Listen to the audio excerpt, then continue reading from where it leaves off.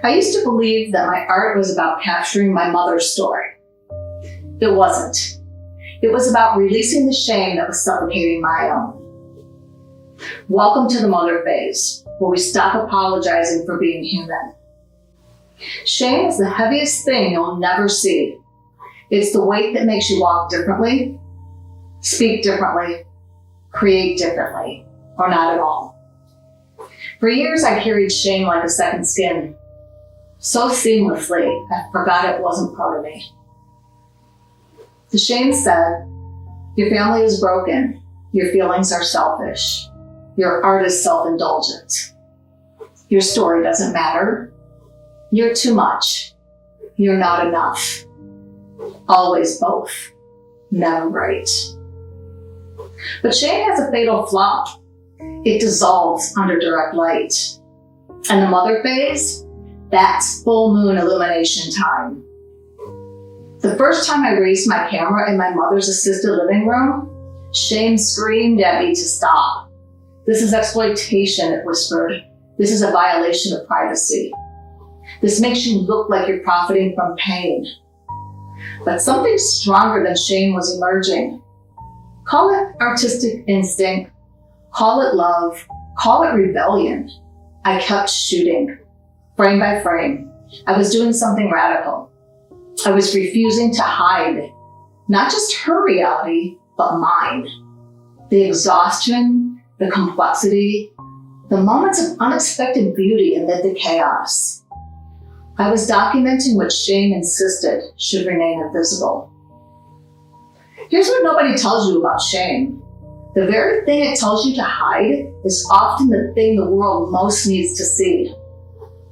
When I finally exhibited the space between the cracks, something extraordinary happened. The opening night crowd was silent. Not uncomfortable, just reverent. People moved slowly through the images, pausing at her handwritten notes, nodding at familiar truths that never seemed displayed so openly.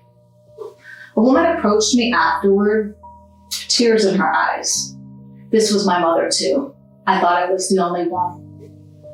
Another, thank you for making the invisible visible. And another, I didn't know this kind of forgiveness could be art. Shame told me this work was too personal, too raw, too much. The world said it was exactly enough. Shame operates on a simple principle.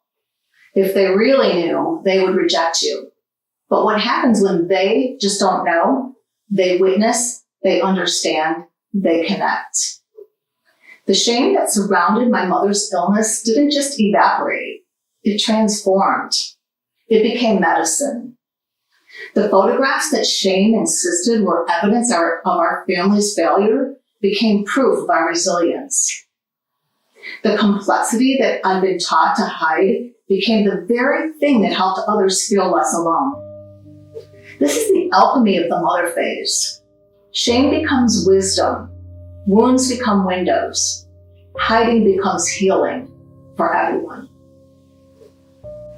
Here's what I learned about releasing shame. You don't wrestle it to the ground. You simply stop feeding it darkness. I'd like to share a simple exercise to do just that. It's called the daylight process. Choose one story, pattern, or truth about yourself that shame keeps in the shadows.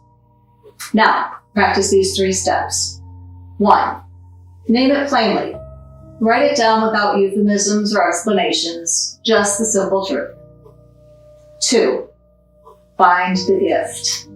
Ask, how has this experience given me wisdom, compassion, strength, or perspective that I wouldn't otherwise have? 3, practice exposure. Share this truth and its gift with one person, or express it through art, writing, or action. It's okay to start small, but you must start. The goal isn't confession, it's integration. You're not seeking absolution, you're claiming wholeness. The mother energy doesn't just heal, she creates. She doesn't just recover, she transforms. She doesn't just survive, she serves. When I stopped hiding our family's reality with mental illness, I accidentally became a voice for other families living the same truth. When I stopped managing impressions about caregiving, I created space for honest conversations about its complexity. When I stopped being ashamed of my art subject matter, I gave others permission to make art from their own difficult truths. This is what happens when you stop collaborating with shame. Your liberation liberates others. Through my camera, I made a shocking discovery. Shame had been a liar about more than our family story. It had lied about my capacity, my intuition, my right to create, my worthiness of being heard. Shame whispered, "Who are you to make art?" But the images themselves answered, "Someone with eyes to see, hands to create, and courage to witness." Shame insisted, "Your perspective doesn't matter." But the responses to my work replied, "It matters desperately to people who needed to feel less alone." The art became proof against shame's fundamental lie, that I was somehow disqualified from my own life. In the mother phase, you discover something powerful. Your shame was never about protecting yourself or others. It was about keeping you small, quiet, manageable. It was about preventing you from claiming the full magnitude of your influence and creative power. The mother energy says, enough hiding. The world needs what you have. Your experiences, all of them, are meant to be medicine. This doesn't mean oversharing or abandoning boundaries. It means refusing to let shame make your creative decisions. It means trusting that your truth, told with integrity, serves something larger than your own comfort. Our next card explores discomfort, because once you've stopped hiding from shame, you'll feel everything more intensely.